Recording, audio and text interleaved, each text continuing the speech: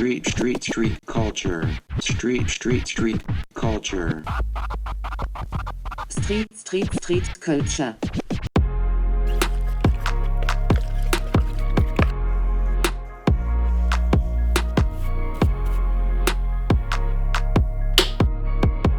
Mon travail consiste à mettre en corrélation des lieux et une idée, un personnage, sous la forme d'une petite scénette, souvent ludique, poétique, un peu décalée aussi. Lorsque je suis dans l'atelier, je vais chercher à nourrir en fait le personnage ou la situation à partir de documents anciens, de cartes postales anciennes, de vieilles photos. Du coup, au niveau graphique, pour que les images fonctionnent, en fait, l'échelle et le rapport d'échelle va être extrêmement important, d'où les prises de notes avant, les mesures, etc. Je fais un maximum finalement de repérage pour avoir des points d'appui, pour que en fait, l'image vienne s'insérer au centimètre près dans le lieu que j'ai choisi à l'origine. Ce lieu, il vient... En fait, je ne le détermine pas, je passe devant. C'est parce que je vois cet endroit-là que je me dis « Ah tiens, Catwoman avec ses chats, ce serait bien qu'elle soit là ». Le lieu donne du sens avec le personnage traité de manière un peu vintage, très vieillot. L'image donnera plus de sens au lieu et le lieu plus à l'image également.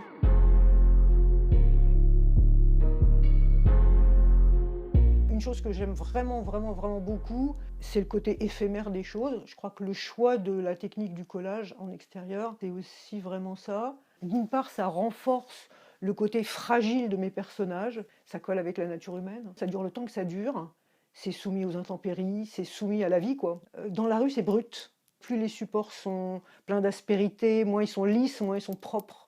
Plus j'aime ça en fait, et plus j'y trouve une corrélation avec les personnages que je fais et leur style un peu désuet, un peu décalé. J'ai travaillé sur les icônes proposées aux enfants comme modèles sociaux. Par exemple, les jouets, la poupée Barbie, les Playmobil, et même à travers ces semi-objets, c'est le corps que je vais chercher, pour à chaque fois en proposer un détournement graphique. On nous a vendu l'éternelle jeunesse à travers la poupée Barbie, à travers les super-héros qui sont éternellement forts, vaillants et à l'image d'une société qu'on espère tellement. C'est atterrant, mais Spider-Man, il est né en 38. Même si on peut être vachement en forme à 84 ans, il y a peu de chances qu'il conserve la même vitalité que ce qu'on nous a raconté.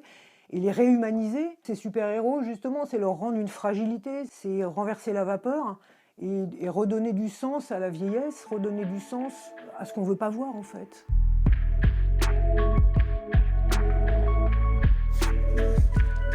Dans l'idée de travailler le féminisme, je me suis dit je vais travailler un ensemble de minorités sur lesquelles agissent les dominations sociales. Bonne année électorale! Et donc j'ai repris l'agisme, j'ai repris le féminisme bien sûr, mais aussi les déconstructions du genre, de l'homosexualité. Et donc j'ai fait toute une série comme ça qui s'appelait Wild Feminism, qui était un ensemble dont la figure principale c'était cette vierge à la moustache, qui a choqué bien malgré moi, parce que mon propos n'était pas religieux, dans l'histoire il était vraiment féministe. Mais l'utilisation de la Vierge n'est pas sans risque. C'est aussi l'avantage d'être dans la rue, c'est de donner à voir, de donner à réfléchir, de partager, de lier des choses nouvelles avec des gens nouveaux. Et le fait d'interroger l'image de la Vierge a suscité des réactions assez controversées et assez compliquées pour certains. C'était difficile pour certains d'entrevoir mon propos.